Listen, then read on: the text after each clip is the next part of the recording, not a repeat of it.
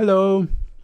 Hello, Welcome. We're hello, hello. live. I have apples on in my mouth. But anyway, Whatever. we were just talking about the McDonald's disaster. You know, they took that video down. Did they? Yeah, McDonald's removed it. Apparently.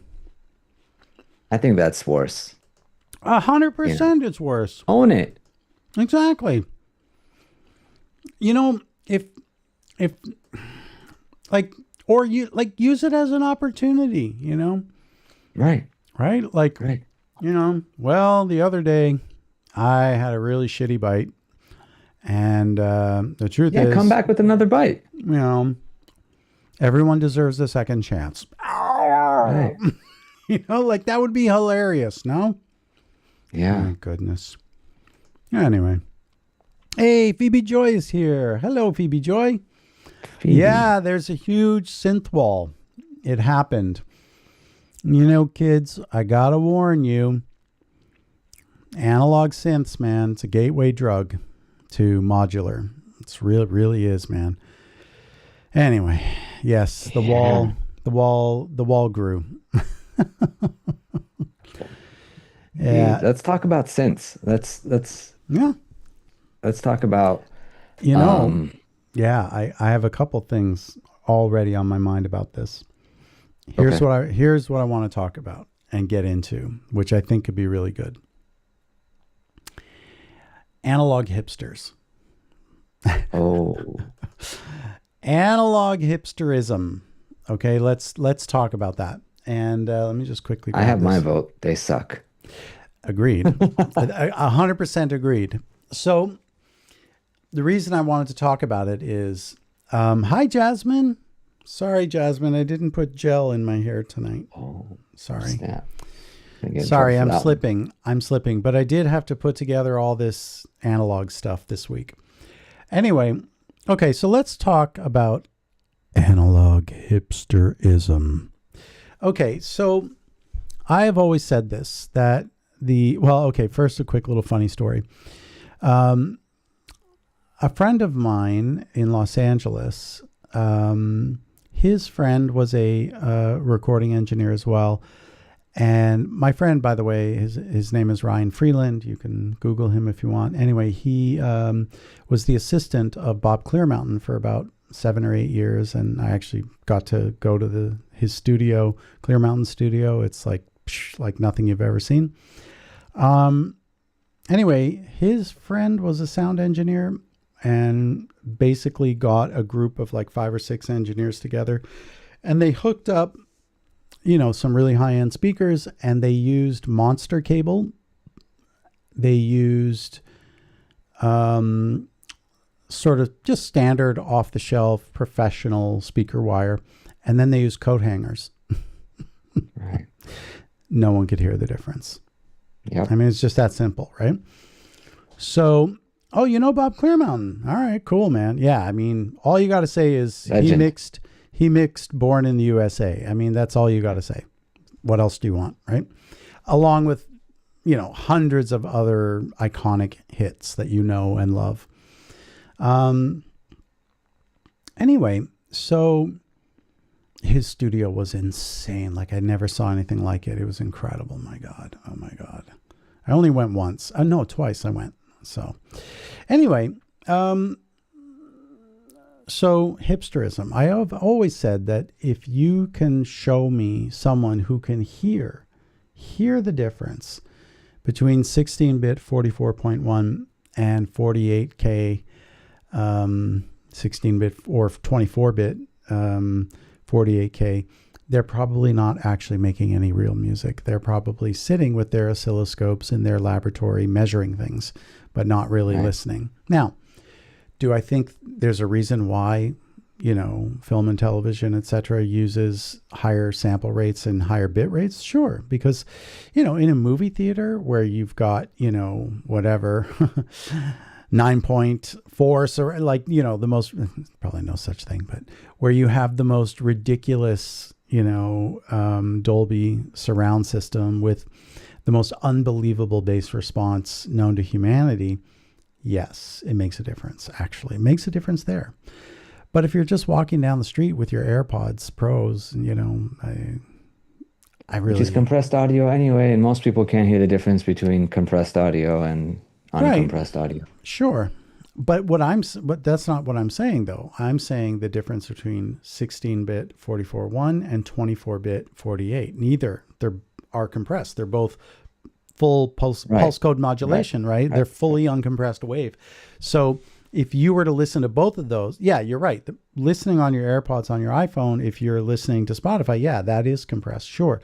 What I'm saying is if I were to take my own mixes of my music, load both versions, most people are not going to be able to hear the difference.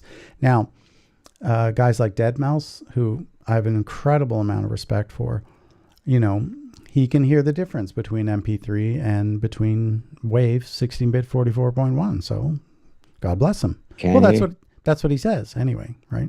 In his Many people say they can hear the difference. My question is if you do a blind test, okay, but can you hear the difference? I'm going to take him at his word because I'm assuming in his studio he's got the most insane Dolby Atmos system known to humanity. Because that guy needs to know, what does my music sound like in the club?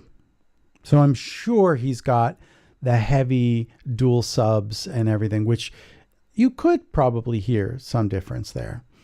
My point is this. These guys, the true analog synthesizers versus the plug-in. Right. And here's where I want to kind of jump into this idea. So I, before moving to Italy, I used to own, and I sold and regret selling. I had two of these Super Jupiters with two programmers. I had a Juno 106, sold. TR-909, sold. TR-808, sold. JXAP, sold. JD-800, sold. Did I say JXAP Juno 106? Yeah. So basically I had all these amazing analog. I used to have the Planet S, the MKS-30. I used to have the two MKS-7s. I kept one of them. So what I'm trying to say is I know Roland. I know the Roland sound. I'm deeply intimate with the Roland sound. And what I'm going to tell you is with the Juno 106, that was my workhorse. That was just my go-to workhorse. I used it on everything.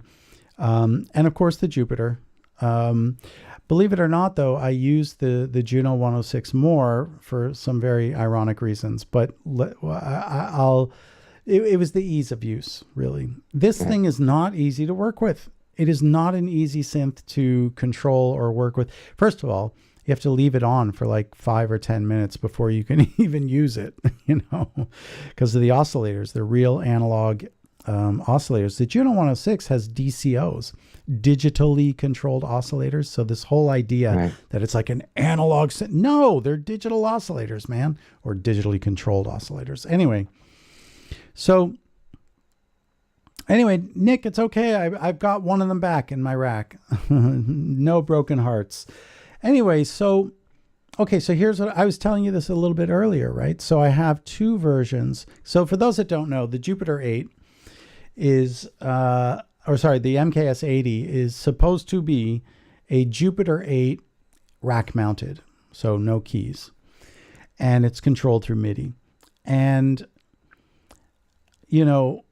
but those who own this,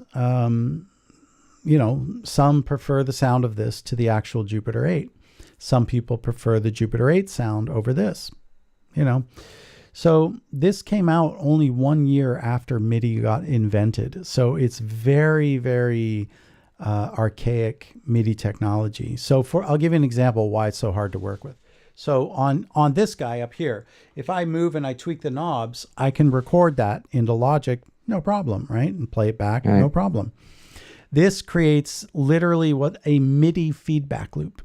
The whole thing panics, and it basically, like when R2-D2 was on Cloud City and he's trying to unlock something, and then his circuits blow, and then he, gets everything. Are you guys with me? Do you know? Right. I'm starting to feel like there's a whole generation out there who's never seen Star Wars. Anyway, so That's kind of Yeah. what happens to the Jupiter when you try and write the SysX data. Back in the day when I was, doing X-Men Mutant Academy, this was my star synth on X-Men. That and the JXAP, those are the two synths I used. I had to kind of get into really nerdy MIDI patching and SysX data filters and stuff to be able to actually, it took me forever to figure it out because the same problem existed back then, but I found a way around it. Anyway, why am I saying all this? Because Luna Morley breathed Star Wars. Well, damn it, I'm going to have to get a Star Wars emote of some kind. Right. Right. You need a Star Wars I have no emote. Star Wars emotes, man.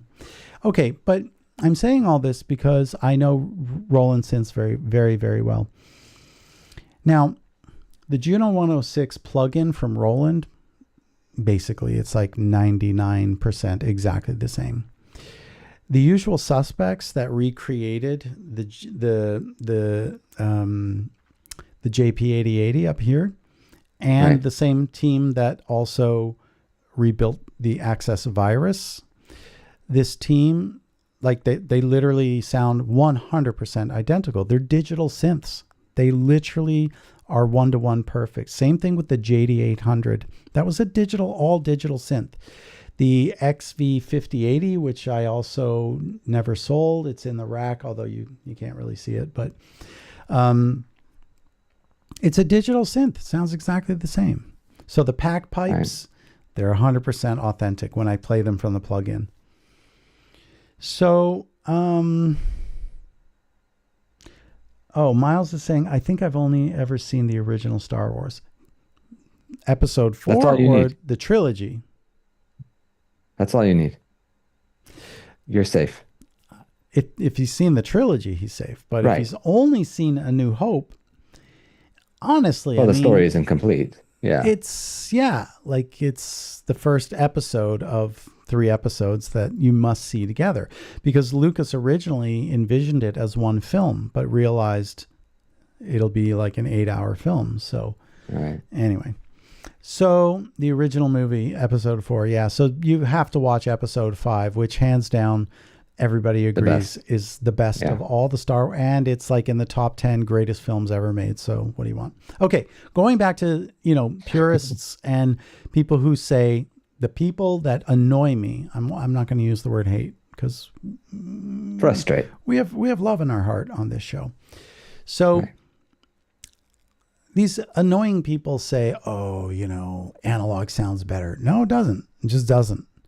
The one of the synth designers, the main synth designer at Cherry Audio, and I'm quoting him, said, analog is more digital. Digital is more analog than analog. I'll repeat, digital is more analog than analog. And the reason he said this is that there are things that you can do digitally that are just not possible with analog. You can't do them, right? And the guy from Empirical Labs who worked with Universal Audio, remaking the Distressor, one of the most iconic solid state compressors ever made, said the UAD version is just better than the hardware because I was able to do in digital what was not achievable in analog hardware. That's the guy who made one of the most iconic compressors. I mean, of how do you all define time. better, though? More functional. So when people say analog sounds better, what does do that they mean? what does that really mean? Well, More harmonics, more, it just like So- how could it sound better, and by what definition are we talking about? I can explain it.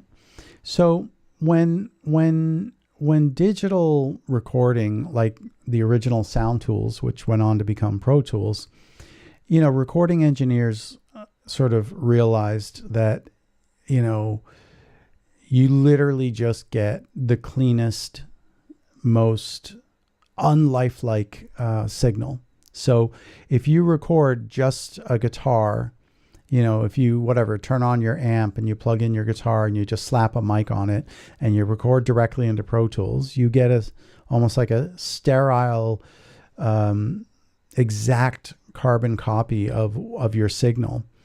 Well, okay, I'll give you some great examples here. If you listen to some of the like Led Zeppelin 1 or Led Zeppelin 2, there's a couple of songs, and I can't remember which ones off the top of my head, but you will literally hear a strange vocal Robert Plant before he actually sings it. So there's like all this sort of space, and then he'll deliver a line, but right before the line, you'll kind of hear it like super, super soft. And so in the old days of analog, there was a way of storing tape. Either you're supposed to store it tails out, because in other words, the end of the tape should be the first thing when you store the tape. And so if you do tails in, what happens is some weird, you know, some of the atoms, I guess, in the tape. And, you know, I never worked in commercial, you know, 24 track, 2-inch reel to reel studio. So I can't, you know, I just know of this. I mean, I did record, I had an 8-track, 1-inch tape recorder way back in the day. But anyway, we heard the music. What? We heard the music. You heard what music? Your music that you recorded on that, didn't we? Like your very first song ever when you were like 15 years old? No, that was a 4-track. That was a 4-track.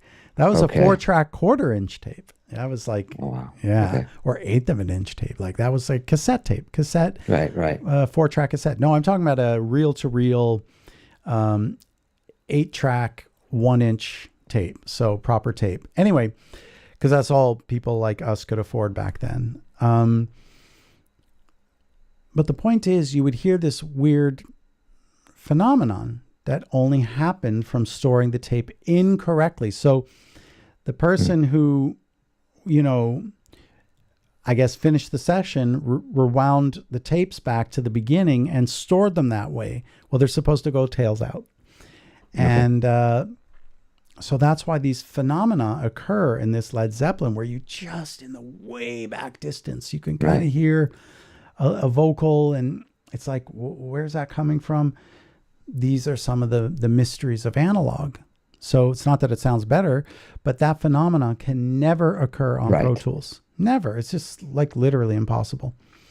So there is no way of saturating in digital. You can't, you can only saturate with analog circuitry.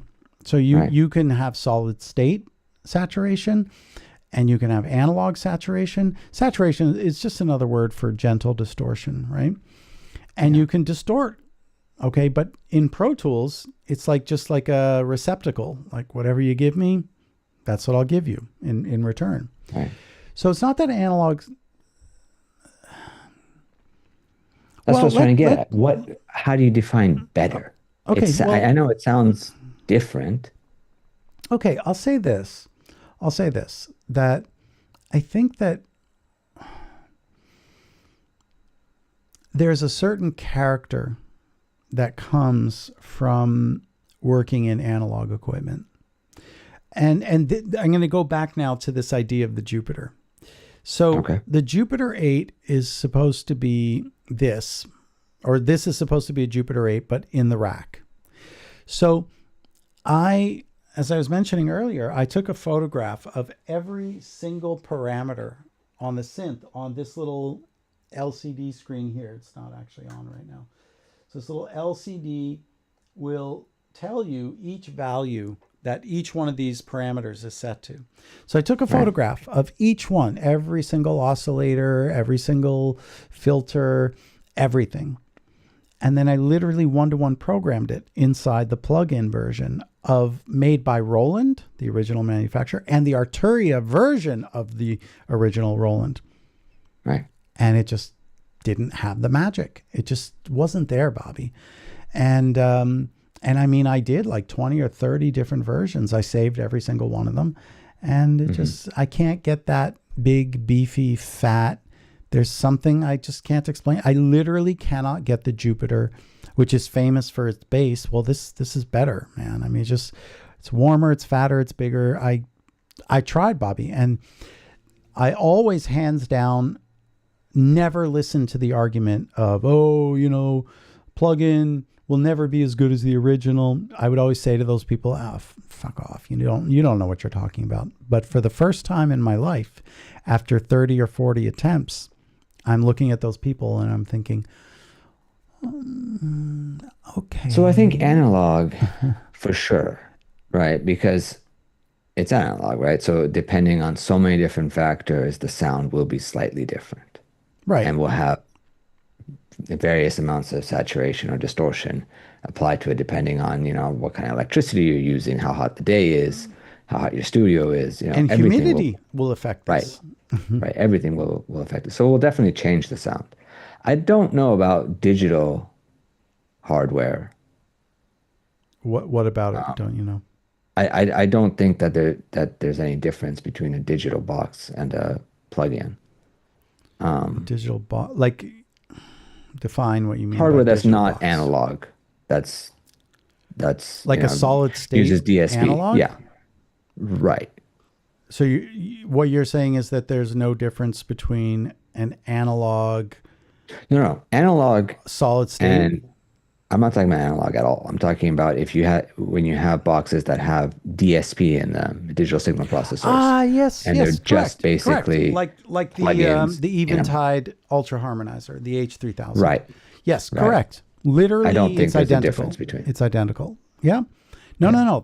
That's I understand you now. Yeah. So, yeah, the one of my favorite boxes over there, above the red one. That's the Eventide H3000. And yes, the plug-in sounds 100% like the original. It just does. I agree with you on this. What I guess, going back to this idea of, why is analog better?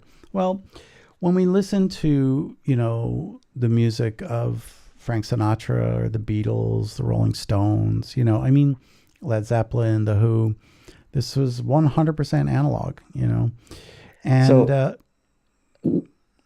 let's dig into that. Okay. Because this is something I think about when I think about film a lot. When you look at movies from the 70s, Star Wars, perfect example. Every frame is a picture, right? Every frame is a painting. The contrast levels, the lighting, all that, the film grain, it's really beautiful. Yeah. And we look at movies today, specifically the Netflix effect, where things are just dull and there's no contrast, there's no shadow, everything is flat lit. One of the reasons they do that is because they don't want to commit on set. They want to make the decisions in post. Right. So that's a whole different argument. But the idea that the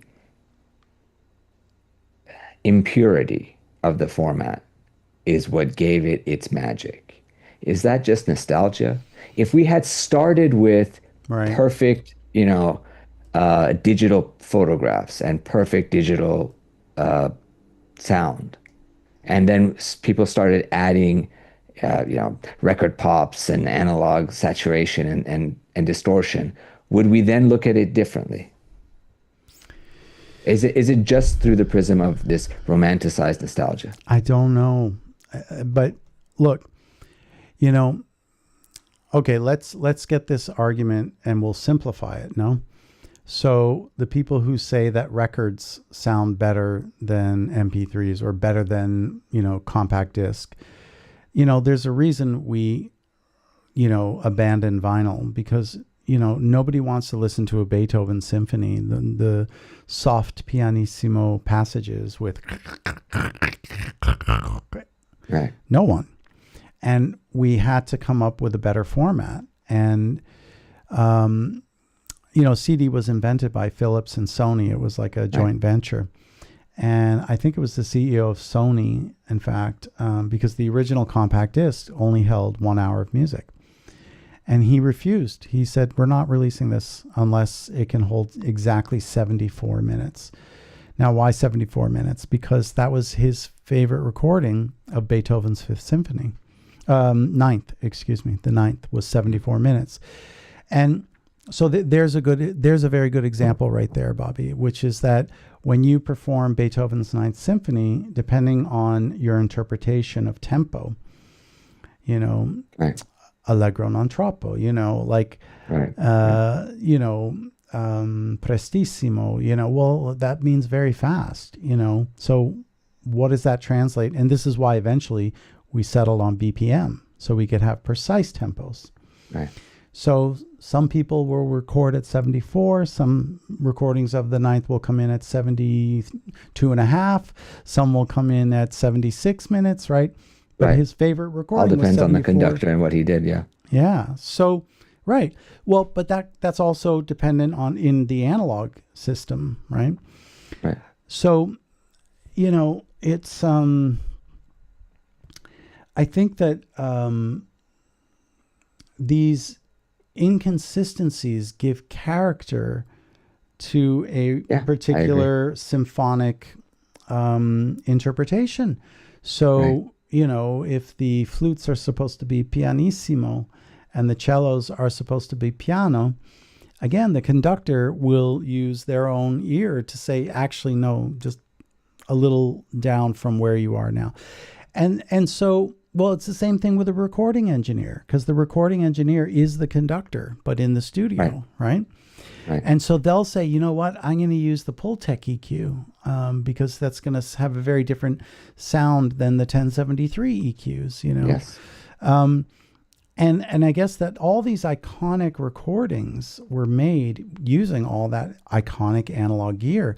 And, you know, when Pro Tools, you know, sort of was on the rise in the 90s, yeah, like I remember, you know, engineers would complain like it's just shit. It's shit in and shit out, you know, like there's no character. It's cold, it's static, it's stale. Right. And this is why eventually, like I remember the first sort of Pro Tools available plugins were third party anyway, were a company called the Bomb Factory. And they remade the LA2A, they remade the 1176. And this was the first time you could get these iconic compressors for, and the Pultec EQ they did, the 1A. And so, you know, it became big business developing these old analog because, yeah, digital, it's agnostic. It's sonically agnostic. Right. It just doesn't care. Doesn't care. It's like, I'm digital. Right. I'll recreate exactly what you feed me. So I guess going back to this whole idea, you know, is analog better? No, it's not better, because if analog was better, we wouldn't have computers. End of story. We wouldn't have digital computers. I mean, if I said to you, all right, well, let's go back to Alan Turing's original, you know, analog computer that they used to crack Enigma, right? Would you say to me, that's great? Yeah, man, analog computers, man. You know, if I said, hey, let's go back to dot matrix printers, would you just be like, yeah, man, they printed so much better? Like, no. I mean, they were cool. They had their moment. They had their moment. Right. It was mostly the sound of a dot matrix printer that it made was like cool. Anyway, you know, so progress is always going to take us in a forward direction. But I think that a lot of people were like, hey, why is it that when I record like this, I don't get that sound like the Beatles, right? Why are my drums not like fat and juicy the way they were on so many Beatle records? Well, you know, they use the Fairchild 660 specifically on the drums. They use the 670 as well, usually on bass. But they did all kinds of crazy, innovative things at Abbey Road Studios to, you know, make the most iconic recorded sounds of all time. And so I think a lot of people said, like, what, you know, we're not getting that, right? But then, you know, But is that just nostalgia? Is that just saying, no, you know, it doesn't sound like how I heard it. You know, it doesn't sound like the Beatles record. But I just wonder, if we started first with digital, would people then be striving to get as close to the clearest, I don't know, you know, I mean, most sterile sound? Honestly, I have no idea. But I'll tell you a couple things. If you look at Daft Punk, one of their favorite Okay. compressors of all time is the Alesis, I think is the 3630 compressor. I don't remember. Anyway, it was a Okay. cheap, cost Right. $50 new, you Yeah. know. They loved the sound of that, and it was solid state. They chose it over every other compressor. They used it religiously. Okay. That's their And sound. well, and exactly. So they didn't. So it's just partly answering your question of would we want to go back? Well, they saw the future and they were just like, this cheap little compressor sounds amazing for the music we're making. Hmm. If you look at the Distressor, that's all over Nevermind, Nirvana, right? Right. And Butch Vig, right? Who made that Yeah. record. Yeah. And you know, like there's a ton of solid state stuff going on, and but it was recorded on a Neve console, right? A full analog Neve, probably late 70s, early 80s model. The guy, the CEO or the founder of Sound City, like he had that custom built, like put out a second mortgage on his house just to get that console. And like, yeah, anyway, oh God, the Dave Grohl documentary on Sound City. I lost every ounce of respect I ever had for Dave Grohl after watching it, because he paints this beautiful story about Sound City and the guy who built it and how he loved music and everything was about music, and he mortgaged his house to put that Neve console in and blah, blah, blah, blah. And you're just like, oh, fuck, you know? And so, and then he's like, so then when I found out that Sound City was, you know, going out of business, Yeah. I had to buy the console and I put it in my house. And I just thought, you fucking selfish piece of shit. I thought you were about to say he bought Sound City. Exactly. I was like, wow, Exactly. that Why like, not, with your how did you hate him? millions and bazillions of dollars from Foo Fighters, you chose Yeah. to selfishly take the heart out of the studio and put it in your personal home studio, which you bill out to other people when you're on tour. What a fucking douche. I lost because he's so sweet and soft and gentle, but selfish, you know? Yeah. You should have yeah. bought Sound City, left every bit of gear inside exactly as it was when you made Nevermind, and then let young upcoming bands work there for $10 an hour. You know, like that's what I would have done if I had that kind of money. I would have left it because it was a Right. piece of iconic history. Do you know how many people like Fleetwood Mac recorded there? Nirvana, like so many people. And I just lost all my respect for him. Like, I guess maybe I'm being pretentious because he's got a right to do whatever he wants. He wanted the console. He's got the console. But, you know, I would have set up a trust and a foundation to basically leave behind, you know, whatever, $100 million, which I'm sure is change to him, to like basically let young artists record there like for the next, you know, 100 years after his death. That's what I would have done, you know, Right. but I'm Right. not king. It So was anyway, that same story. It's interesting because I forget who is the guitarist. Fuck. There's a famous guitarist geez, he's not that old. He's like in his 40s or 50s. I can't tell you his name.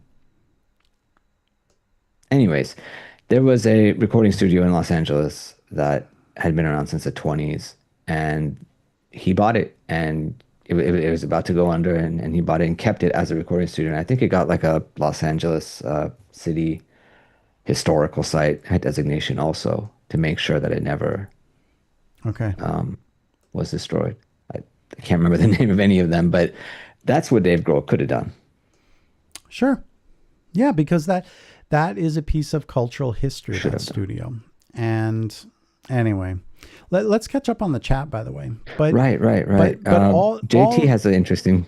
I just wanted to quickly point out that I think that all plug-in versions of analog synths sound basically 95% like the original. And, you know, in terms of the work I do professionally, more than good enough. It's those really subtle, little, tiny little details that most people would never even know the difference. I'm beginning to sort of understand a little bit of that. So, but anyway, let's catch up on the chat, because I feel terrible now. We didn't look at the chat. Let's see. So JT has an interesting story about how he was recording. Said they stopped the band with the tape running, heard somebody talking. When we went back to listen, there was clearly a female voice saying, "Turn to the east." No women were present for miles, I guess miles. I don't know where the studio was, but that's an interesting story. Okay. Very good. But that's the fun part about, having analog stuff. Well, sure. It's part of that charm. Sure. Right. Yes. Accidents can happen. And actually, Level 42, one of their albums was called In the Pursuit of Accidents, which I just thought was such a great title, no? Yeah. Spin is saying, I'm trying to render with the Osiris plugin, but it has a notable delay for some reason. Check your settings. For me, it's always been rock solid. Iconically, Miles, the original Star Wars, seems to be the only one we know the least, because everyone talks about Empire. Because Empire was just it's a masterpiece of cinema. It really is. Yeah. One of the best movies ever made. You just can't argue. I got to see the remake in the theater. Yeah, I saw all three in the theater. 90s, yeah. In fact, I still have my ticket stub. Opening night of 1997, I got in at the 11th, in LA at the Mann's Chinese Theater. Brilliant. I stood in line. Wow. For like 14 freaking hours, and I met my future girlfriend on the line. She was the one standing right behind me, and we're there 14 hours. We fell in love on the on the lineup on Hollywood Boulevard in front of the Mann's Chinese Theater. Okay. And you know what? I got the 11:55 show PM, so 5 minutes before midnight. So literally, I got opening day, and my ticket stub is on opening day. Mann's Chinese Theater, damn it! That's how much I love Star Wars. But I'll never forget. Like, there's 10 minutes of like the previews, and everybody's like laughing at all the previews. And before the previews, some poor guy went up and jumped up on the speaker grill and like was waving his lightsaber, and then security escorted him out. And he's like, "No, be good, I swear." Oh God, it was heartbreaking. What did you think, man? Like, dude, you can't do anyway, that. But so everybody's laughing and interacting with and everyone's like laughing and making fun of the trailers, right? And then all of a sudden you see Lucasfilm. Not a sound. Not a sound, not a cell phone, nothing. It was dead quiet.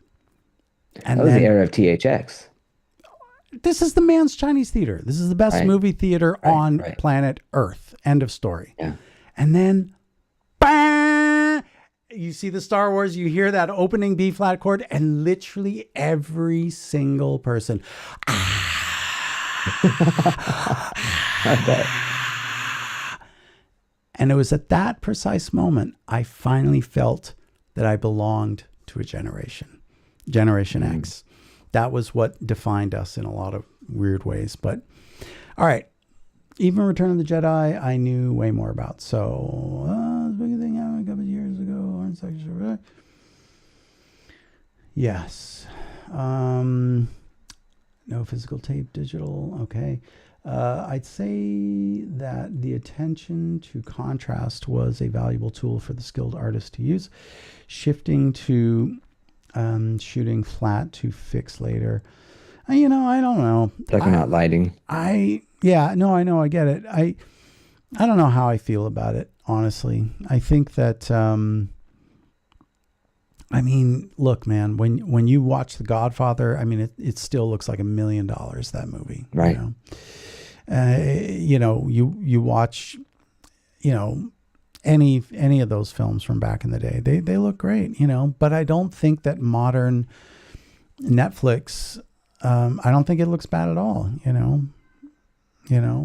that my cat? Hey, think my cat is causing problems. So yeah, I don't know about that. The fix it later approach is a plague we can't stop. Yeah, I don't know if it's a plague, Nick. I don't know. I don't I think think it's so. I think so. I okay. think here's why. I Okay. think that when you don't commit to something, okay, You're right. I when know you where you're don't going. plan, when you don't sit there and think to You're yourself, right. okay, the famous story is Werner Herzog. The man worked in like a steel mill to pay for every second of his film, right? And he says today, he says people shoot coverage like 4 to 6 or 8 hours of film for a 2 hour movie. He's like, I don't shoot any coverage. I know what I Mhm. need. I Yeah, plan it's for true. it. I don't It's I don't true. go overtime. I make sure. And I think it's the planning that makes good art. You know? Tell The that to the Jackson thought, Pollock. Sorry. well, I Sorry. wouldn't call Jackson Pollock good art, so I don't know. Okay, fair enough. I mean, neither would I, but I whatever. think it's the dedication to the craft that gets lost when you say to yourself, whatever, we'll do it later. Yeah. Yeah. I You know, you like to mix and master on the spot, That's right. right? You That's don't want to right. just be Because I like, don't okay, want to later go. I'll get to how it sounds. But in fairness, if I did ever need to go back pre-master, I can. Which is why Right, I'm very right. It's a religious different, about, making sure all my plugins are compatible. And, recently I've been going through and cleaning out some of the slop that I have, just like, what, I haven't used that in 5 years. I'm going to, just remove it and bypass hmm it and then just, or hide it in Logic. And right, yeah, so I guess so. Look, I'm going full circle. I mean, that's partly why I'm, getting into all this stuff, right? It's the right. idea of, I was telling you before, like the sequencer module here on the ARP 2500. It's like analog. You can't sync it to your DAW. You can't, it's not quantizable. It's like not perfect. And I'm really getting back into this and even when I was working with the Super Jupiter, I remember once like tweaking and I made a kick drum sound. And I'm just like, holy cow, that sounds exactly like a 909 kick drum. And I remember I sampled it a bunch of times, and I don't know what I ever did with them, but it was this idea that I had to capture the moment. Because look, with the Super Jupiter, I was going back to my X-Men Mutant Academy music, to the main title theme, in fact. Right. And I was comparing the original, because thank goodness, I made a stem of the MKS80 part from the X-Men main title theme. And I was trying to A-B, and they didn't sound the same. Like, they were slightly different, because one was done 25, 30 years ago. The other was done a couple months ago. And then the funny thing is, but I still committed it. I made a stem from my new old Right. Jupiter. And I was like, wow, they sound really, really different. Anyway, 3-4 hours later, whatever, I went and had lunch, played with the cat, whatever, watched some YouTube. And I came back into the studio, and Jupiter's still on, and, and I just hit play, and I'm just like, what the hell? It sounded completely different. Right, right, Different, because it was on. The right. humidity It warmed changed, up. the heat. It was a different time of day. The sunshine was. I mean, like, who Yeah. knows the voodoo and witchcraft involved in the analog circuitry of this? But it sounded really different, and so I recorded it again. And so, when we talk about repack, like what would I do differently? Well, now I have 3 stems: the original stem, hmm the 1 month ago minus 4 hours, and then the 1 month ago stem, so like, Right. and I have all 3, and then I kept the original in the center at Okay. full volume, and then about maybe minus 3 or 4 decibels softer, panned left and right. I have the 2 new versions that are out of tune with each other, but sounds Right. amazing. Fuck, sounds so good. So yeah, I don't know, man. I think that, history will always judge us, I think that, in 30 or 40 years, yeah, filmmakers may just like ignore completely what happened, between 2010 and now. Like they'll call it the dark ages of cinema. Yeah, because I agree. But too much planning is not a good thing, I think, because then you can spend your whole life just planning and never executing, Well, right? I mean, yeah, yeah. I mean, But look. Yeah, go ahead. well, I think the equivalent of this for music would be something like, I don't know, you just record your stems at a with no plugins and anything, and then it's really hard because we get to go back. We don't have, okay, I know the equivalent. You're recording with a live orchestra and you tell all of them to play a mezzo forte for everything. And you're like, I'll just play with it in post. I'll change the volumes Right. and do it. You're not going to get the, no matter how much you try, you're not going to be able to change mezzo forte to piano or pianissimo, No, but right? you will be able to come up with things that you couldn't have come up with otherwise. And I'm speaking directly from experience, and I'll tell you exactly how this happened on the Reign of Titans soundtrack that I did with a live orchestra. I literally wrote something thinking as a percussionist on a xylophone rather than thinking of string players. So I wrote an impossible to play string passage at the tempo I was at, and it was fast 16th notes at, I don't know, Right, right. whatever, 140, 150. And so they couldn't play it. And I said, all right, let's record it at half time. So then when I tried to kind of chop everything up to get it to go to 16th notes, it just didn't sound good. But I had 3 or 4 different versions of it. So what I did was I simply staggered by 16th notes. So I took the 2 takes and played them as 8th notes, but then offset another one by 16th note. And I came up with something I never in a million years could have ever dreamed. And it's to this day, it's like so cool sounding. So, Right. but I also just wanted to quickly mention to all the people who are, fans of the Pac-Man World 2, not a single plugin. There were no plugins then. They didn't exist. Yeah. Everything is analog and real. And I mean, there were digital samplers, there was digital reverbs, there was the Eventide H3000s. There were all these amazing pieces of digital technology, but there were no plugins. So, but, the XV3080, which has the famous pack pipes, just ask Spin, Right. that's a digital synth. So, anyway, Back to the chat, huh? what's that? I said back to the chat. Yeah, I'm just seeing if we're missing anything here, but I think we're fair. There's not a whole lot of our little stream is not picking up steam, that's for sure. So, guys, invite your friends, man. Help us grow this little thing. I think it's that we're switching more to a podcast format. I think we lost all the Pac-Man World 2 fans. They're not Thanks, coming. Ben and Nick are still here. And Yeah, but they're superbly awesome human beings. they are. Jasmine's here. Lena. Actually, these are all our Pac-Man friends. Dear me. Oh, Luna. Not Lena. I just a really funny thing little story I caught on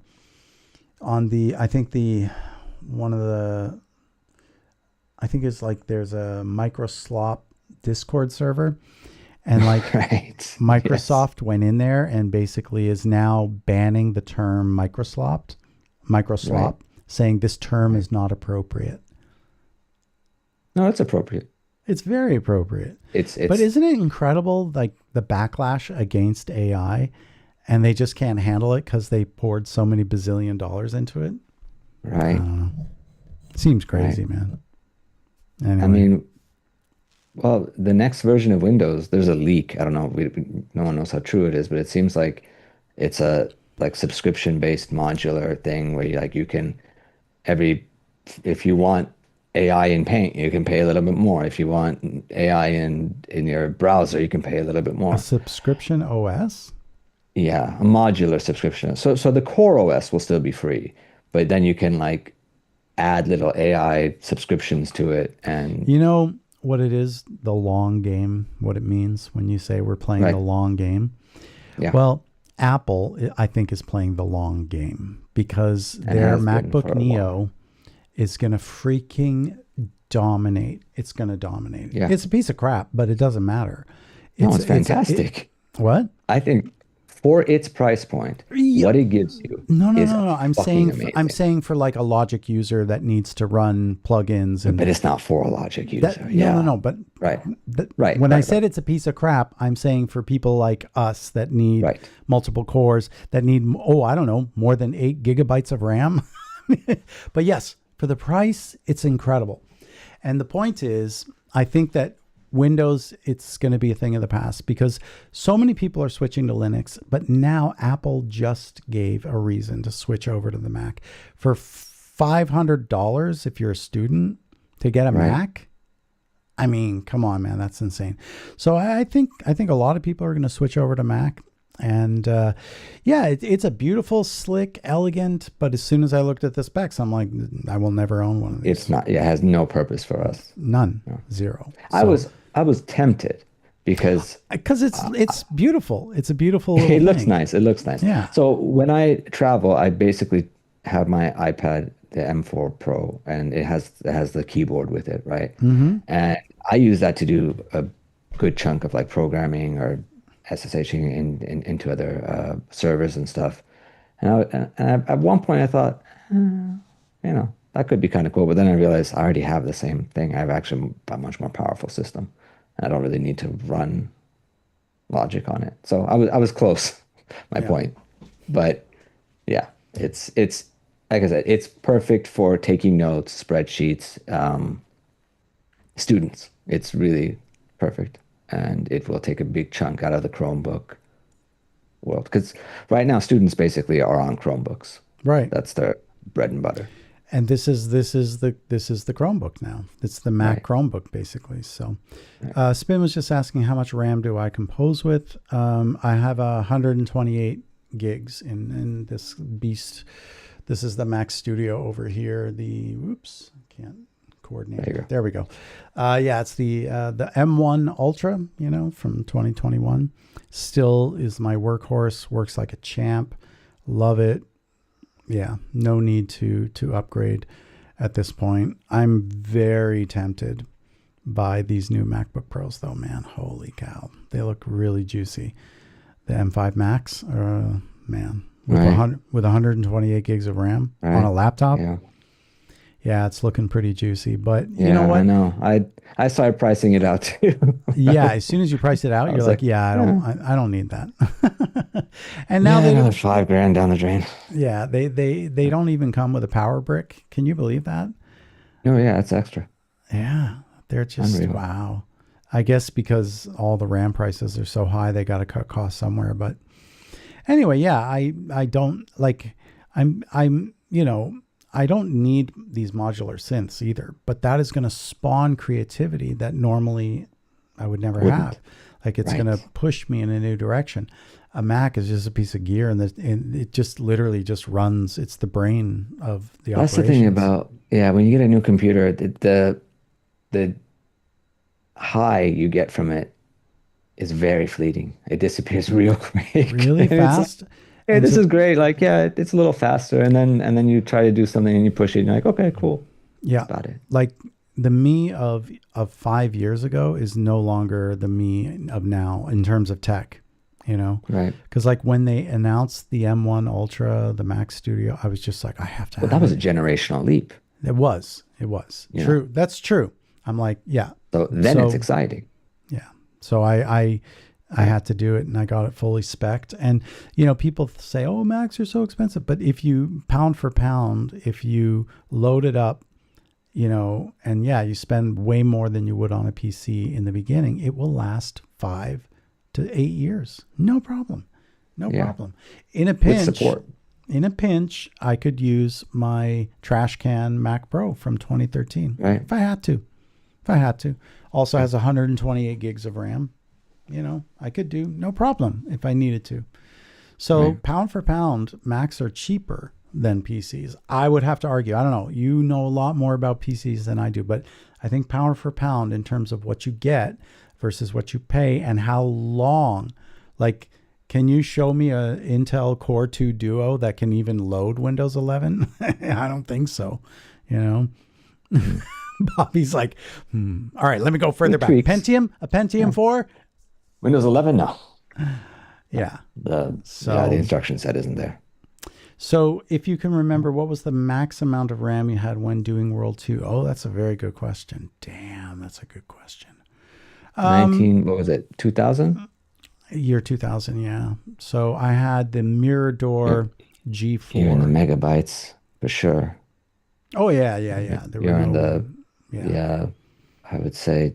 So I'll tell you this, the sample cell 2 cards that I had inside each had 32 megabytes of RAM.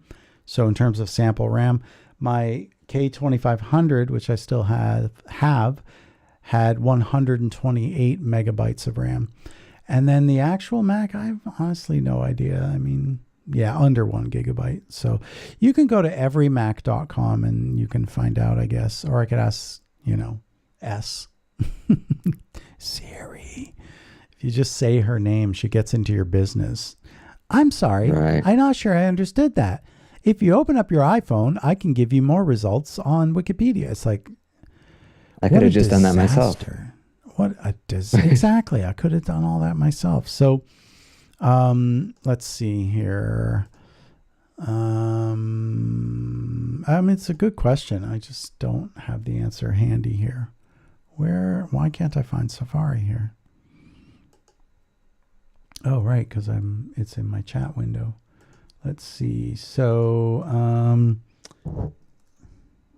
max RAM in Mac Mirador G4. My poor G4 that's still dead.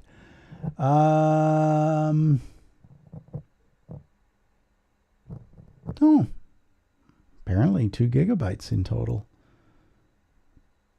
Yeah.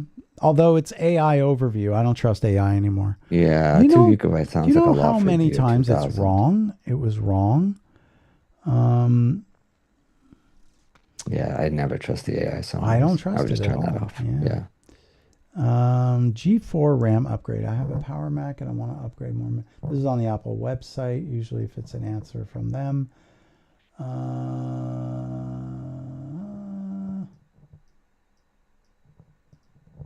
I don't know. Anyway, go if you want spin, you can go to everymac.com and you can get the exact specs there. I don't remember honestly, but so I'll tell you this: in the 2002 G4 could go up to 256 megabytes of RAM. Oh, then yeah, for sure. I probably had 128 megs probably. Because back then, to max out a computer was like so stupid of a proposition. It was crazy how expensive it was. Did I ever tell you the sad story of my G4 733? So I bought a G4. This is before the Mirador, literally. I know it. Yeah. I heard the story. I don't think the stream has heard the story. It's a good story. The day before this Mirador G4 came out, I went to the Apple store and I spent 12,000 American dollars circa year 2000-ish and got my G4 733 megahertz full maxed RAM. The first time I ever bought maximum RAM. And I bought a cinema display, 22 inches. Like I spent 10K or 12K, something like this. And then the very next day, 1990, what? 1999, 2000-ish, like that was 10,000 is like that was easy twice. Easy 20 grand today, right? Easily 20 grand today. And my friend Henri calls me the next day. He's like, "Dude," I'm like, "What? What? Did someone die?" Like just the way he said, "Dude." I'm like, "What? What's wrong?" He's like, "Dude, you need to sit down." I'm like, I'm in my studio. He's like, okay, just go to apple.com. Dude, I'm so sorry. I go to apple.com. My fully maxed was now the base model of the G4 Mirador. So all that money, and I literally like just put my head in my hands. And I always try to stay positive, right? So I was just sort of like, well, what can I do about it? You know, I can either feel bad about it or I can start making music with it. And I chose to make music with it, you know? And not only that, there was a massive price cut. The base model was like significantly cheaper, and the maxed out version was also significantly cheaper. And you know what I wound up doing? I wound up buying a Mirador because they just look so damn cool. And I bought like sort of the middle tier, which was still faster and better. And I didn't use that as my main Mac though. I still used the 733 because it was super rock solid. I used the Mirador as my Reason setup. So Reason was like really like amazingly popular and just incredible. Right. And that was my dedicated Reason machine. And I had a 4x4 MIDI interface to just interact with all the different synths that I had in my Reason Mac. So it was like a Mac G4 that was basically a Reason synth, dedicated, and literally did nothing except had Reason always loaded. So anyway, anybody else out there have anything on their mind or comment or horror stories about buying a maxed out Mac and then buying a maxed out Mac and then crying that happened to me similarly. I bought the maxed out 2015 MacBook Pro, and then a year later they brought out the new MacBook Pro, the 2016, no, the 2019. I bought it 2018, 2019, right before they switched. And everybody had complained for years about how shitty that keyboard was. Right. And a few months later, they brought out the new one when they went back to the 2015 keyboard. The butterfly. Yeah, the butterfly switches. And yeah, I did the same thing. I bought the new one. Yeah. Maxed out all over again. You know what? You can never time tech. This is the one thing I think Bobby and I can both say for sure. You can't time the tech. You can look at like we all knew the rumors. The rumor mills are much more accurate now than they were back. Right. And you know, the internet was like only 5 years old back then. So like you couldn't like go to Mac Rumors or, you know, 9 to 5 Mac, and you know, they were magazines. I remember Mac Life was a magazine, a physical, like you would order it, you subscribe to the magazine, it showed up at your house, you know. Actually, it was really funny. I had an apple on my desk. This is when I was teaching physical apple that you eat. And it was, you know, part of my packed lunch I brought when I was teaching game composition at the Toronto Film School. And just so happened my edition of Mac Life magazine arrived. And I was just sitting there, you know, the apple's on my desk, and I'm literally reading Mac Life, and one of my students snapped a picture. And I have it somewhere, but what an iconic, funny moment, I guess. Right. It looks like totally posed. What? Yeah. I would love to see that picture. Yeah. You should find it. Do you know that I made an Apple Watch before there was an Apple Watch? And it was published in Mac Life magazine because they thought it was so cool. Here's what I mean. Let me explain. So do you remember the iPod Nano Touch? That was like a perfect square. Yeah. Right. Yeah. And then a lot of people made third-party watch bands for it because it's what made Apple realize, oh shit, we should make an Apple Watch. Because so many people, well, the day I ordered one, and the day it arrived, I was like, damn, this could go great on my wrist. And I love Fossil watches, and I used to have a collection. I still have it somewhere, but I love their bands and the modular design, and they're fantastic. So I have a whole bunch of these watch bands, right? And so I just sort of found the cooler one, and then I wound up using the old school telephone cable that were all multicolored. And anyway, they're just copper, not Right. even twisted pair, like just simple copper. Anyway, I wound up running that around and then tying. So you didn't see a thing, but it just a beautiful fossil band with bang, right? And this is the very first day that I got my iPod Touch. And I thought it was so damn cool. And I don't even remember why or how. Somebody said, you got to send that to MacLife. I'm like, why? Like, they'll think it's so cool that they'll publish it. Right. And they did. That's awesome. Yeah. Do you have it? Say again? Do you have the magazine?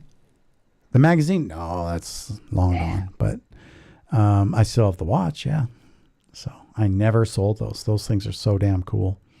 Right. Okay, wait. Let me go get my cool. I have two cool Let's see Apple it. Watches. Yeah, if you have it, let's see it. Let's do it, right? Keep the people entertained, Bobby.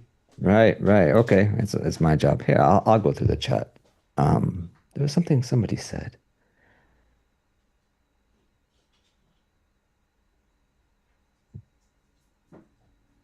Yeah, I don't know. I don't know what anybody said anymore. All right. So, by the way, these will not power on because they've been like Dead for a off while. for like 10 years, basically. Right. But I'll start with the runner-up. Okay. And by the way, this is not the original I took the photo of. These are real fossil bands and third-party faceplates that I eventually bought because they're way cooler and better than what I did. So, anyway, so here. Oh, wait a second. Wow. This is a much better one here. So this is the iPod Touch with a fossil Holy band. shit. Look at that. Isn't that slick? How slick? So this is before there was an Apple Watch. Okay, I'm just saying. And then the winner, this is the winner. This is still, in my opinion, this is still way cooler than any Apple Watch you can buy. Way cooler. And this one was really difficult. I had to actually get a Dremel tool. There's a million things I had to do to get this to work, but there it is. Look at that. Wow. That Isn't looks that really slick? that looks proper. Wow. Right? I wouldn't. Wow. Right? Yeah. Do you know, I was with the producer of the first film that I did here in Italy, and Giorgio Albertazzi, very famous Italian actor, and I was fortunate enough to meet him. And he's like saying it all in Italian, and it's being translated to me in English. Like, he's like, and the producer's like, he loves that watch, and he wants to know where you bought it. And I said, well, I made it, because I literally had to, oh, you don't know what I went through to make this actually work. It was a lot, including some soldering and dremeling. Okay. Right. It's like and it still doesn't actually fully, like, it's really sticky here. It sticks. It doesn't go smooth and looks good, but it snaps. It's like not perfect because I'm not a craftsman, Anyway, I said, well, I made them. And then she's like, the female producer, she's like, well, he wants to know how much do you want for it? And I said, oh, it's not for sale. Now, this is a famous Italian actor who's, got a lot of money and is not used to being told no. And so he's like, no, come on. She's like, no, seriously, like how much? And I'm like, it's not for sale. And so then he's like, €1,000, €1,000. And I'm like, no. He's like, do it. And I'm like, it's not for sale. I said, €1,000,000. Okay. Nonne. So he was If he gave so you $1 million, upset. you wouldn't have taken it. It was the principle of it. You know what it is? I mean, I guess for $1 million, sure. Right. But even like, let's go with 25,000, let's say. Not for sale. Not worth It's a one-of-a-kind item. It's literally, I will never sell this. I will leave it to spin in my will. There you go. Because Stan. he's going to Congratulations. get a lot of things in my will. I've promised him so many things. So why not leave this to him too? No, I'll tell you what, I'll leave it to you, Bobby. Okay. Because since you seem to really admire it, I will leave it to you. I admire the craft and I admire the It took a long freaking right. time to be able to do this and to get it. And I spent, I don't know, I got to say at Dedication. least 8 to 10 hours. Like, and what we were talking about before about planning, part of it was just planning and laying things out. But yeah, Right. look at that. It's still, to me, it looks better it's than legit. a real Apple Watch. I'll tell you what, I have my real Apple Watch here, and I'll just put them side by side, and we'll go back to the camera here. And yeah, I think pound for pound, mine looks way better. I don't I know, like man. the I like how it's sharper, right? So the edges and it doesn't Yeah. have that I smoothness and mean, stuff. yeah, let's be It fair. gives it Part of it is a the design, more right? Like I think, brutalistic look, and I I mean really this, appreciate it. yeah, this it looks, I don't know. I love this thing, man. I might even start wearing it again. Shit. It's really Any way to cool. charge it? Say again? Have you tried to charge it? Yeah, actually, I bet you if I were to power it on, I'm rolling the dice here, Bobby. No, it's dead as a doornail. Yeah, probably it's completely, I bet it's completely, well, I'll try to, I'll charge it up later and Okay. then I will see how long does it last. But by the way, this is mint. This is like, that's the other thing about it. Right. It's like That's beautiful. mint, not a scratch. Like I take very good care of my tech, you know? So anyway, you know what it is? Like all of this is an extension of my creativity. You know, I'm a Right. very creative person, right? And so the very day the iPod Touch Nano came out, I figured out how to get it on to a wristband. It was actually a leather wristband. It looked really nice actually. The original one looked great. But this, and then it evolved to become this, you know, which is a Fossil brand band. And Fossil, they just, and by the way, I had to destroy one of my Fossil watches. This is the other thing, commitment. I destroyed one of my other Fossil watches to be able to get this band off of it. And because it was hardwired in, it's not like you couldn't, you know, get one of the watch Yeah. tools and pry it open. And this is where the whole soldering and the whole, the dremeling and cutting and, you know, I'm like looking like a welder, you know, my goggles and sparks are flying, destroyed one of my watches, but all in the pursuit of making the perfect watch. And, you know, the Italians, and especially Giorgio Albertazzi, this guy, I mean, is dressed like you've never seen a more sophisticated, stylish dresser. He was old, but he looked like $1,000,000, man. And the Italians are, I mean, the kings of fashion. They know everything about. Milan is one of the fashion centers of the world. The greatest brands of all time are all Italian brands, right? They know fashion better than anyone. And he Yeah. immediately, just his eye, boom. And he wanted this. He offered €2,000. Not for sale, man. And you know what part of it was? Why I resisted? It was his like, I can have anything I want. I can buy you out. Right. I just hated Yeah. the attitude. I hated it. Like he was almost It's like a dirty feeling it. It for someone is, to yeah. come up Like and be like, it's like I'm give me not for the thing, sale. you know. Yeah, Yeah. like my creativity, my ideas. You know, it's not a commodity or product. This is like a symphony. You know, game soundtracks, that's for sale because we're coming together. We're two parties agreeing like, hey, Yeah. you need a product and a service. I provide the product and the service. You'll pay me. I'll make fantastic music for you because like, you know, Right. right. But this almost felt like something about the way he asked me, like you're a nothing, you know, I can Yeah. have what I want. I'll throw some money at you and you'll do It whatever. bothered me.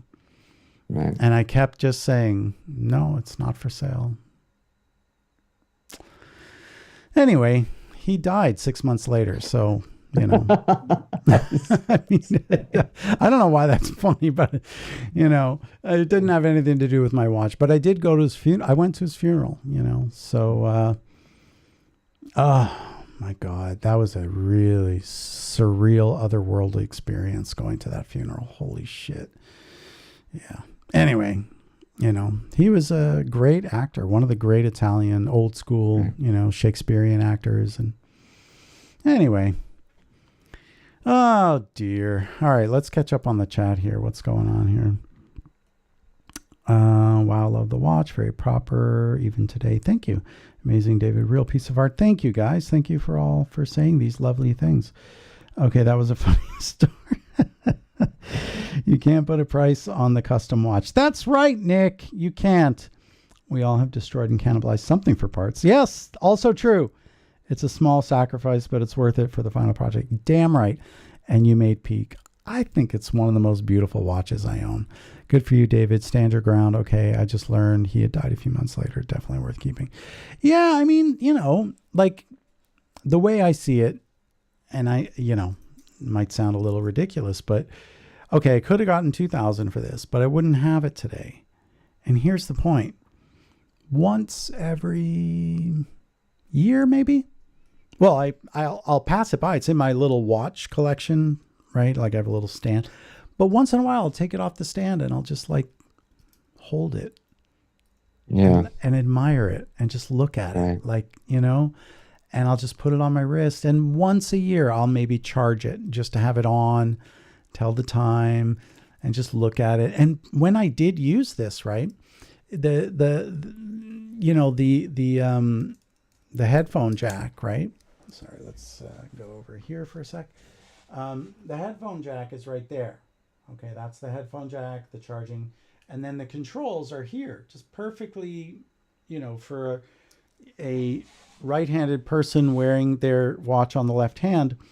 So when I used to wear this, like, you know, especially like in the winter time and it's cold back in, you know, the day before coming here, when I was still in Toronto, I would have my headphones run up my sleeve and come out my shirt, and they go right in, and I'd make sure there was enough slack so I could reach my arm out if I had to and not have the headphones yank off of my head. So it was really practical as well, as far as like a functioning piece of wearable tech, you know. And, you know, my father, who was, you know, a bit of an entrepreneur, and he was also involved in politics. He was also a physics professor. He was like, did a lot of things, my dad. He's like, you have to market this. You have to make a business. I'm like, come on, Dad, who's going to buy an Apple Watch? Well, he got that one right.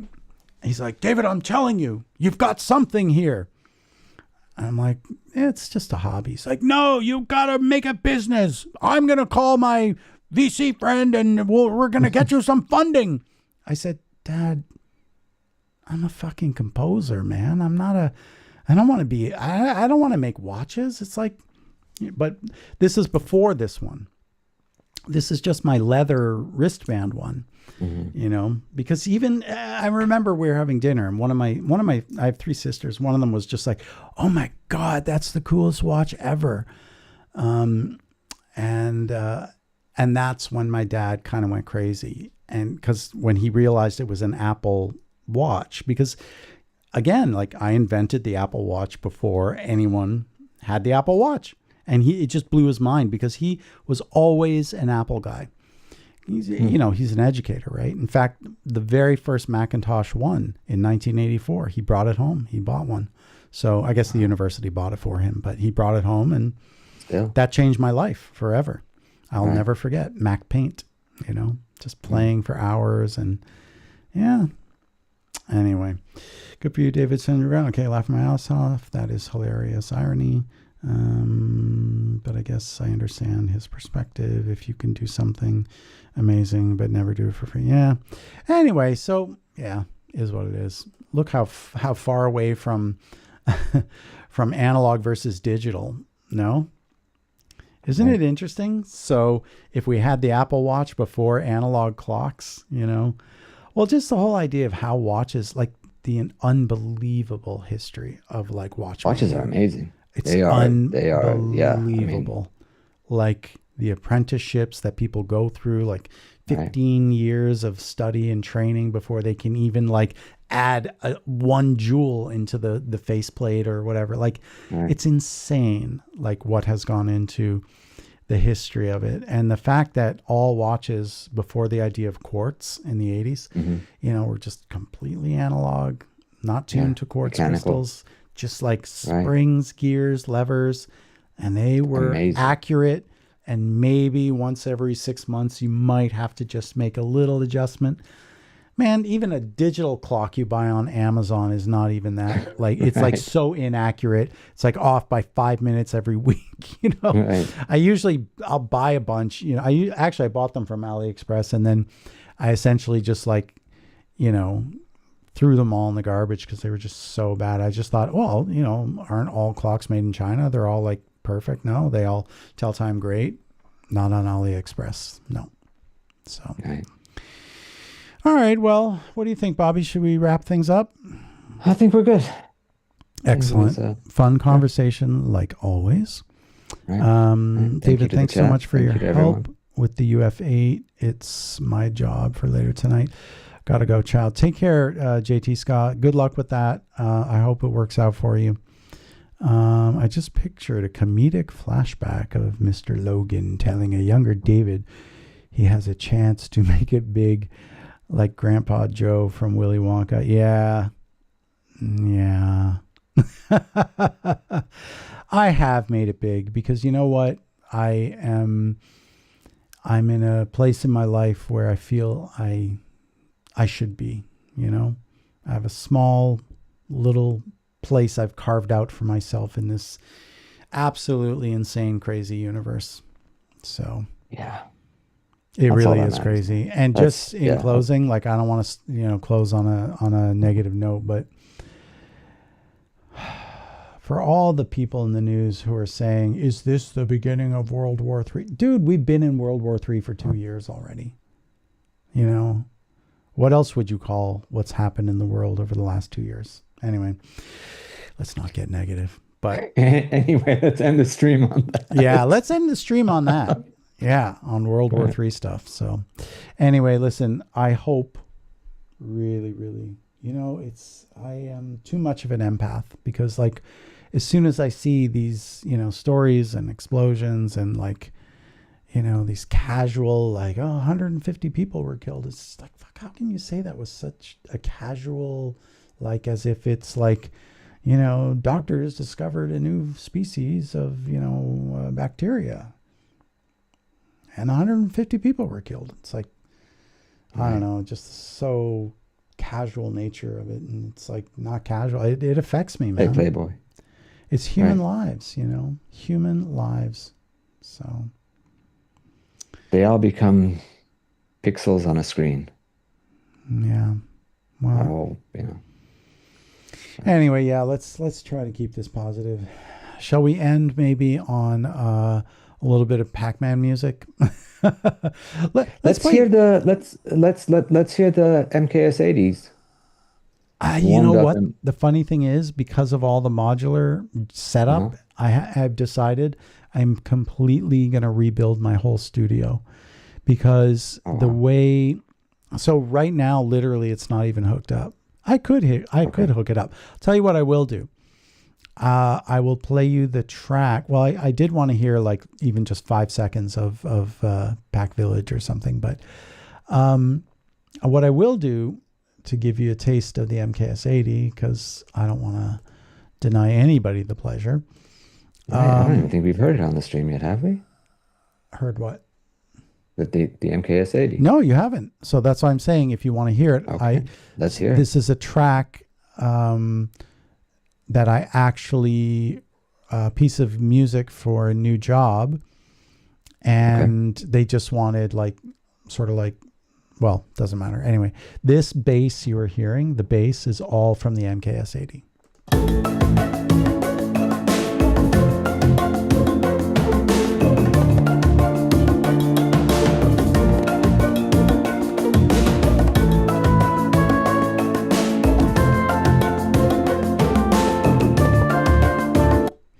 And it's, you know, it's not a terribly good track. Anyway, I'm just going to load up the file also. Sorry, let me just...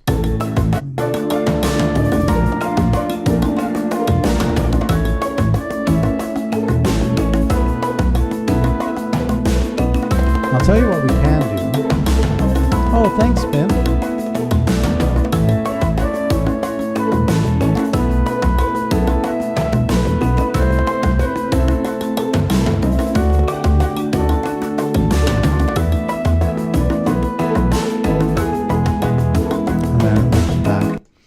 So here's what we can do. I'll tell you what, we'll go sort of full circle. While this is loading up, I would not want to deny anybody a good little taste of some Pac-Man World 2 music. So while we're waiting, I mean, what else can we do while we're waiting? Let's have a little bit, some forest music. There we go. All this talking about World War III. Hell no, we're gonna do some Pac-Man World 2. Make the people happy. Get those African pipes. The hunting pipe. So here's what we'll do though.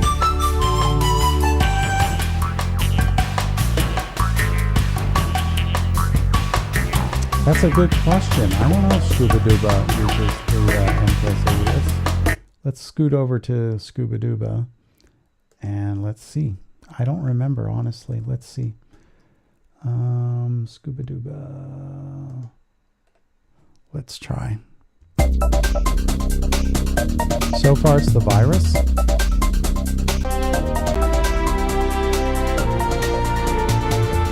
No, that's an 808 bass. Remember, I was doing 808 basses before they were cool. Right. Building Apple Watches before they were cool. I'm an innovator, folks. All right, so here's what we'll do. Let's do this. We will, and let's go full screen for this. What I'll do is I'll play you. So this is the MIDI of the Super Jupiter right here. And then what I did is I recorded it in audio because, again, this idea is that, you know, the Super Jupiter, depending on the time of day and the heat and humidity, will change the oscillators. So I had to record it and commit it as it sounded. So here it is. So fat. Oh, juicy. Just juicy. So here's what we'll do. We'll do a couple things with this now. Number one, let's listen to it on a standard bass guitar. Same bass line. Except we need to bring that down by an octave.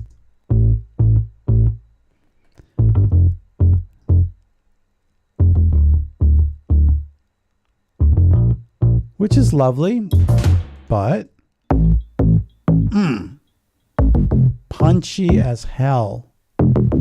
Oh, delicious. That sounds great. Now, here's what I'm really interested to do, though. I was telling Bobby earlier before we started about. Oh, let me do this. Sorry, hold on. Let me pull up this first. I was telling him that I was, you know, I had attempted to make, like, I don't know how many times, but where are we here? There we go. Many different forms of the MKS 80. My main bass patch from the MKS 80. So we have 19 attempts here. We have another 6 attempts here. So yeah, like 25 attempts to get the original sound. Right. So let's now listen to my attempt at a 1-to-1 recreation because I have the MIDI.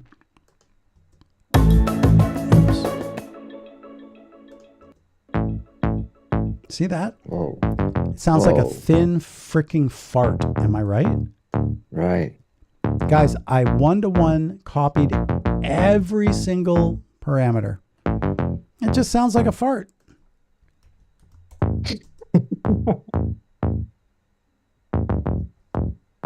It sounds like a fart. And so you want that, or would you prefer? Oh, It don't come even on, sound- I mean, man. Come on. if I just heard the two, I wouldn't even think that they're the same instrument. I know. Well, this is why I'm saying for me, the Super Jupiter feels really different to a Jupiter 8. Now let's be fair here. Let's try to match levels. Right. Yeah. It still doesn't have the bass response. All right, let's listen to attempt number 2. Got to go up an octave. Oops. Oops. Sorry about that. Because very often what I'm doing is I'm changing the from 16 feet to 32 feet. So, Right. and then I have to adjust the MIDI accordingly. Also, let's turn off the compression.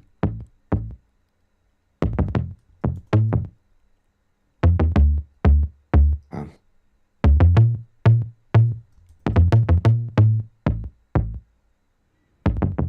Not even close. How full and warm the original sounds. Right. Here's attempt number Can we hear 3. the original real quick? Yep. Oh. Come on, man. It's not even close. How fat and freaking juicy that Super Jupiter is. This is why I was telling Bobby earlier about with our other partner, Emanuele, when he and I were in a session, and he agreed. He's just like, oh my God, this sounds so good. I honestly, like, this sounds amazing to me. Here's number 3 attempt. Closer, but it's not it. Yeah. I know, like, I just can't.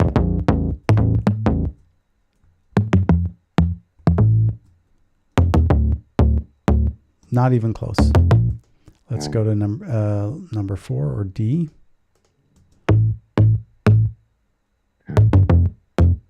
It's great.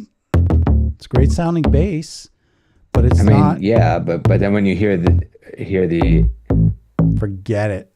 right. Forget it. Forget it. It's over, man. This thing And is this a was beast. that's the 4-hour warmed up version. No, that was from X-Men. This is just literally, no, this is just like after being Oh, off okay. for an hour or That's so. the original. Okay. Yeah. No, the X-Men is a different patch actually entirely. If you want, I can also fire up the X-Men if you want, and we can listen to that. But let's go to version number 5. This is closer. Sounds great. Yeah. That sounds pretty good. However, forget it. This is better. Way better. But this Clear, one, crisper. Yeah, you hear that. it's punchy, beefy. Right. Right. And, you know, look, we can also go on the controls over here. I'm just messing with the envelopes. I just can't get the attack. No matter what I do with the envelope, I just can't get the same attack. Listen to the attack. Oh. Right. Now, wait a second. To be fair, I just realized I do have a compressor on here and a decapitator. Let's take them both off.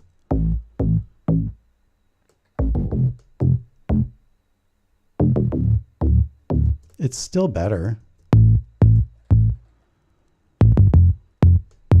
This is great, though. This one is very close. Right. They're different volumes, though. I'm trying to get the... Anyway, this just rocks. I mean, I think the most important part is how quickly you can get to what sounds good, Mm. right? And if you can get there faster with the gear, with the actual hardware, Well, then it wins. I suppose this MKS80 sound, this one here, this is literally like, this is the exact patch I made 25 years ago, and I still have it, and I guess it's just something I'm so familiar with and comfortable with. Oh, that's terrible. Terrible.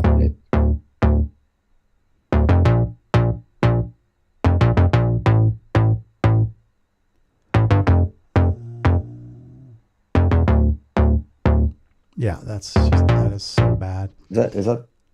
Should that be down an octave? Yeah, but even still, it sounds bad. Right. It should. Yes, you're right. It should be down an octave, but even down an octave. No, it was in the correct octave actually. It just sounds bad. Right. Yeah. Anyway, this is a beast. Put a bit of compression, some saturation. Oof.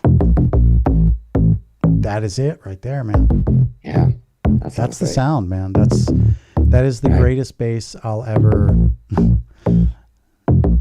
It just sounds amazing, actually, because now it has the saturator and the compressor on the original. Let's put it on. Hey, what happened? What happened? I'm going to leave the saturator and the compressor on for these so we can get a real one-to-one comparison.